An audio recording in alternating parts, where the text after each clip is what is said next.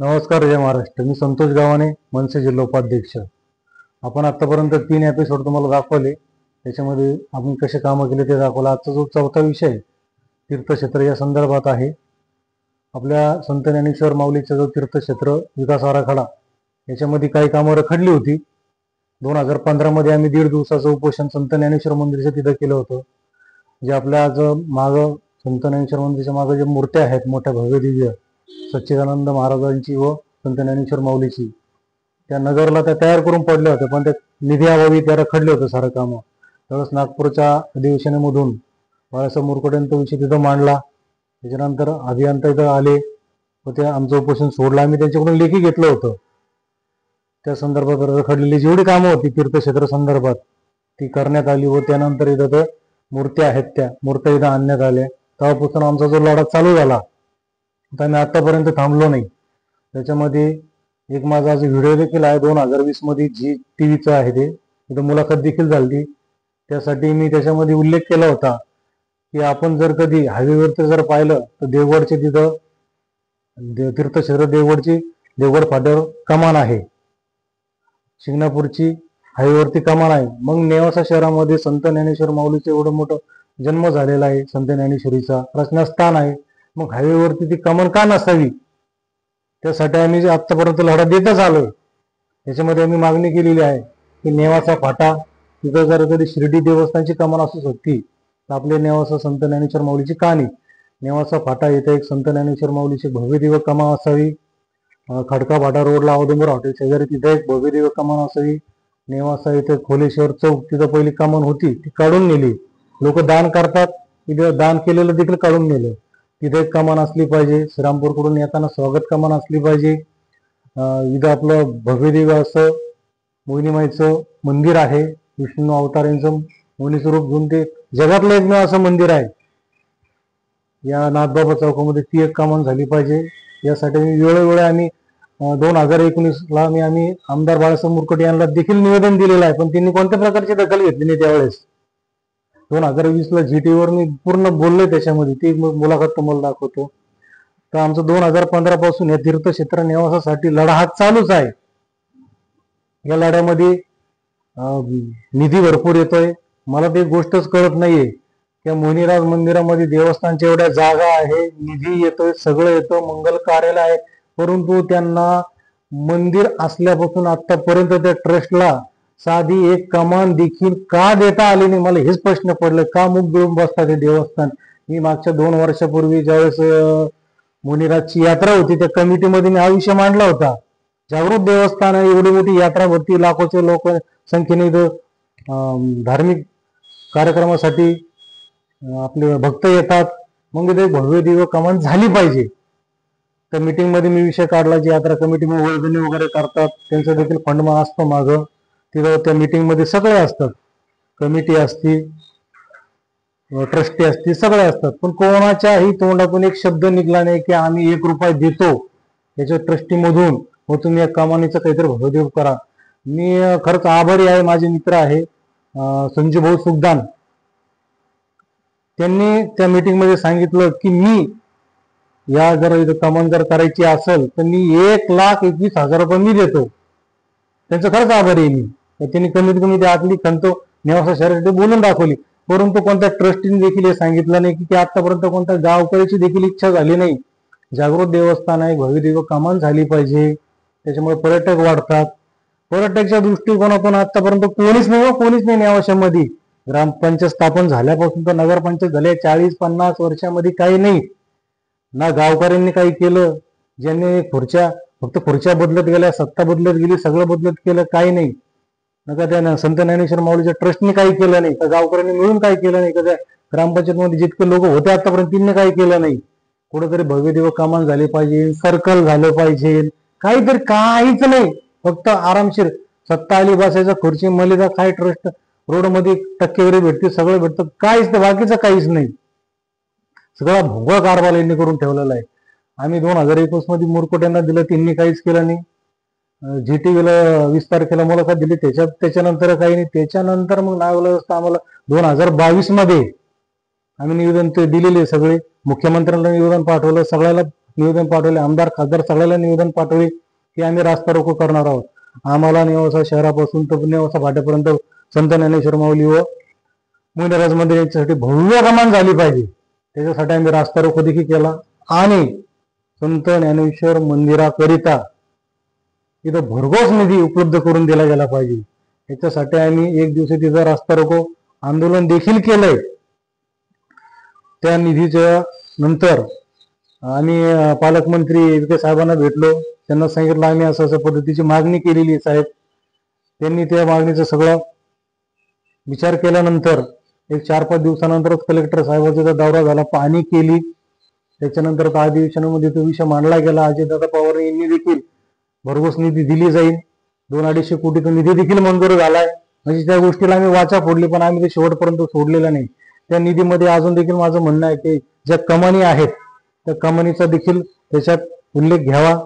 त्या कमानीसाठी मोठा निधी मिळावा व या ऐतिहासिक तीर्थक्षेत्र निवासाची वैभवतामध्ये भर घालावी. जागतिक दर्जामध्ये असं नाव झाले पाहिजे. या त्रिलोकामध्ये एकमेव असं नेवासा शहर आहे, इतकं पवित्र भूमी आहे. संत ज्ञानेश्वर माऊलीचे परस असताना इथं पावन झालेली भूमी आहे. ज्ञानेश्वरी ती इथं सांगितली गेली, सच्चिदानंद महाराजांनी ती लिहिली.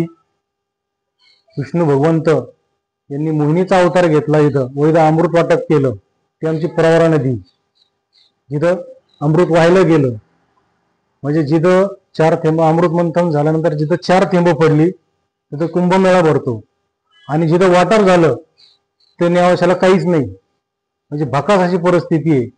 पूर्ण देवगण स्वर्गालोकातले पूर्ण देव इथे उतरले होते, पूर्ण दानव इथे उतरले होते. म्हणजे ही किती पवित्र मोठी भूमी आहे. पण याचा आतापर्यंत सगळ्या राजकारणी लोकांनी सगळं याच्याकडे दुर्लक्ष केलेलं. काही नाही, फक्त स्वतःच्या स्वार्थासाठी आपलं पोट भरून घेतलेलं आहे. आम्ही नेवासा शहरामध्ये असं एक असं व्यक्ती असेल की मी पंतप्रधानांना पत्र पाठवलंय, मुख्यमंत्र्याला पत्र पाठवलंय की इथं अमृत वाटप झालेलं आहे. विष्णू भगवंताचं इथं जागृत देवस्थान आहे, स्वयंभू देवस्थान आहे, जगामधलं एकमेव देवस्थान आहे. इथं सर्व देव उतरलेला आहे. म्हाळसा देवीचं जन्म ठिकाण इथं आहे. प्रभू रामचंद्र यांनी पिंडदान जे केलं ते मधमेश्वरचं मंदिर इथंच आहे. संत ज्ञानेश्वर माऊलींनी ज्ञानेश्वर सांगितलं ते ठिकाण इथंच आहे. म्हणजे जगातलं एकमेव असं तीर्थक्षेत्र आहे. याचा विकास झाला पाहिजे. मुख्यमंत्रीचा मला त्याचा मेसेज आलेला आहे, ते मी मागच्या व्हिडिओमध्ये तुम्हाला दाखवलेला आहे. माझी इच्छा एकच आहे की या माझ्यासारख्या व्यक्तीला, मनसेच्या पदाधिकाऱ्याला जर कधी नगरपंचायतमध्ये जर आपण बसवलं, खरंच माझा विचार करायची दृष्टिकोन वेगळा आहे. प्रत्येक जण विचार करतात, पण सगळ्याची विचार करण्याची एक वेगळी पद्धत असते. जो समोरचा विचार करतो तसा मी करू शकत नाही आणि जो मी करतो तो तुम्ही करू शकत नाही. माझी दूरदृष्टी वेगळी आहे. आम्ही वेगळ्या पद्धतीने चालतो. ज्यावेळेस आम्ही मुंबईला राजसाहेबकडे जातो त्यावेळेस आम्हाला वेगळी शिकवण दिली जाते, कशा पद्धतीने कार्य केले पाहिजे, कशा पद्धतीने कामं केले, त्याच पद्धतीने चालतो आणि आतापर्यंत आम्ही तेच कामं केलेले आहे. मला या नेवासा शहरामध्ये खूप मोठं परिवर्तन घडायचं आहे. त्याच्यासाठी मला एक संधी पाहिजे. आपण मला संधी द्यालच अशी माझी इच्छा आहे. अजून आम्ही कोणत्या पद्धतीने कशी निवेदन दिले, काय मागणी केली तुम्हाला आता पुढे मी दाखवतोय. ज्ञानेश्वर मंदिरच्या मागे या मूर्त्या बसवण्यात आलेल्या आहे. याकरिता 2015 मध्ये मनसेच्या वतीनं 1.5 दिवसाचं आंदोलन करण्यात आलं होतं. त्यावेळेस हे निवेदन आहे. ज्ञानेश्वर मंदिरासमोर गुरुवारी वारकऱ्यासोबत उपोषण. त्यानंतर नागपूर अधिवेशनात तो विषय मांडला गेला व आम्ही 1.5 दिवसाचं उपोषण केल्यानंतर लेखी स्वरूपात घेतल्यानंतर ते उपोषण सोडवण्यात आलं. त्याच्यानंतर नेवासा शहराच्या मंदिरासाठी भव्य कमान मिळावी याकरता आमदार बाळासाहेब मोरकुटे यांना आम्ही 2019 मध्ये हे निवेदन दिलं होतं. तीर्थक्षेत्र नेवासा येथील धार्मिक स्थळ श्री ज्ञानेश्वर मंदिर, मुनिराज मंदिर, नेवासा शहरासाठी स्वागत कमान याकरिता निधी उपलब्ध करण्यात यावा व भाविक भक्तांसाठी, प्रवासीसाठी माहिती फलक लावण्यात यावी. हे निवेदन आम्ही बाळासाहेब मोरकुटे यांना दिलं होतं. त्याच्यामध्ये सविस्तर आम्ही पूर्ण उल्लेख केला होता काय परिस्थिती आहे. आतापर्यंत देवस्थानच्या वतीने, नेवासकरांच्या वतीने काहीच दखल घेतली नाही. याकरिता स्वागत कमानीसाठी जास्तीत जास्त निधी उपलब्ध करून देण्यात यावा. परंतु दुर्दैव आमचं की आपल्या नेवासकरांचं बाळासाहेब मोरकुटे यांनी साधं देखील त्याला उत्तर देखील दिलं नाही की मी हा विषय घेतो, मांडतो, का त्याच्यासाठी 1 रुपया निधी देतो. अक्षरशः त्यांनी काहीच केलं नाही. त्याच्यामुळे त्यांना त्याचा चमत्कार भेटला. 2019ला त्यांना घरी बसवलं. शेवटी माऊली आहे ते, माऊलीने त्यांचा चमत्कार दाखवून दिला. फक्त रामकृष्ण हरी म्हणून काही होत नसतं. रामकृष्ण हरी जय हरी हात जोडले, फक्त मतं भेटले, लोकांनी त्यांना निवडून दिलं. पण त्यांना साधी कमान देता नाही आली. आपण अशी जर कमान तिथं जर केली तर अशी दिसल. हे असं आमचा दृष्टिकोन आहे. या पद्धतीने आमचा विचार आहे की नेवासा शहरामध्ये खोलेश्वर चौकात अशी कमान झाली पाहिजे. संत ज्ञानेश्वर मंदिरासाठी भरघोस निधी भेटला पाहिजे. मुख्यमंत्र्यांनी तिथे भेट दिली पाहिजे. पैठकामाचं दर्शन घेतलं पाहिजे. तर दरम्यान या संदर्भात स्थानिकांसोबत अधिक बातचीत केली आमचे प्रतिनिधी प्रशांत शर्मा यांनी. नेवासा तीर्थक्षेत्राची ओळख नाही असा व्यक्ती महाराष्ट्रभर शोधूनही सापडणार नाही. मात्र ज्ञानेश्वरांनी ज्ञानेश्वरी ज्या नेवासा नगरीत रचली त्या नगरीचा विकास आता कितपर्यंत झालेला आहे, काय आहे या विकासाच्या समस्या, नेवासाचे नागरिक आपल्याबरोबर आहेत, त्यांच्याकडून जाणून घेऊन या की काय आहे नेवाशांचा जो विकास आहे तो कुठं खुंटला आहे. जसं देहू आळंदी या ठिकाणी त्या क्षेत्राचा विकास झालेला आहे, त्या पद्धतीने इथं नेवाशामध्ये काही दिसत नाही. जर तुम्ही कधी नेवाशा फाटापासून जर इथं आलात तर तुम्हाला ज्ञानेश्वर मंदिर कुठं आहे हे 50 जणांना विचारावं लागतं. जर कधी या ठिकाणी जशी देवगडचं कमान पाहिली का, ज्या माणसाला जायचं नाही दर्शनाला ते कमानला पाहून देखील ते दर्शनाला जातात. तर आमची शासनाकडे अशी विनंती राहील की 1, 2 ते 3 कमानी नेवाशा फाट्यापासून या तीर्थक्षेत्रासाठी उपलब्ध करून द्याव्यात. आणखी भरपूर काही समस्या आहेत, त्याकडेही लक्ष द्यावं. पुन्हा पालकमंत्री यांना 2022 मध्ये भरघोस निधी मिळावा याकरिता आम्ही रास्ता रोको करण्याचं निवेदन दिलं होतं. त्याच्यामध्ये आम्ही आपल्या संत ज्ञानेश्वर मंदिरासाठी भरघोस निधी कसा भेटला पाहिजे याचा देखील आम्ही उल्लेख केलेला आहे. त्यासाठी आम्हाला 1 दिवस रास्ता रोको करावाच लागला.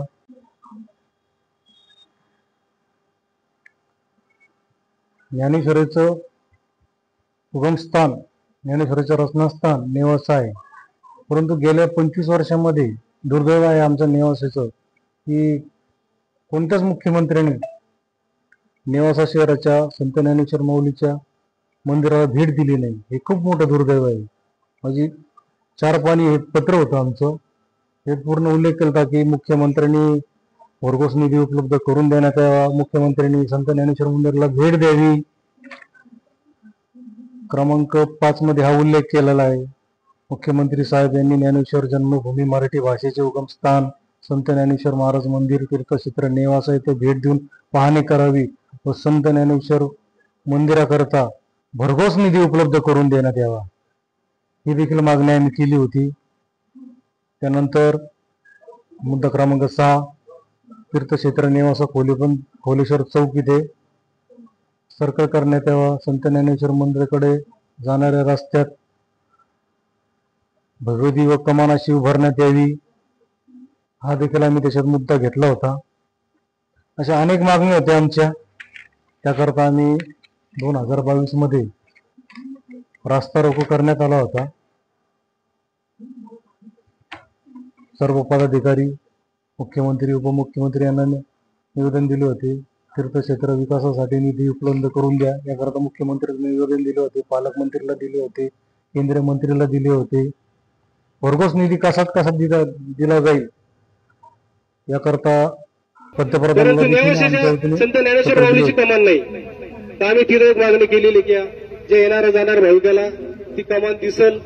आपण जर कधी हायवेवरनं जर चाललोय इकडं तर तुम्हाला देवगडची कमान जर पाहिली तुम्ही तर कमान पाहिल्या लोकांना असं वाटतं की आपण देवगडचं जाऊन दर्शन घेतलं पाहिजे.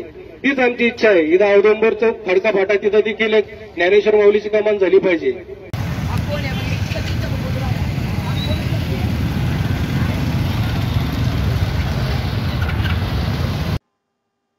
या सगळ्या मागणी करता भरघोस निधी मिळावा, भव्य कमान याकरता भव्य असा रास्ता रोको महाराष्ट्र नवनिर्माण सेनेच्या वतीनं नेवासा शहरामध्ये करण्यात आला होता.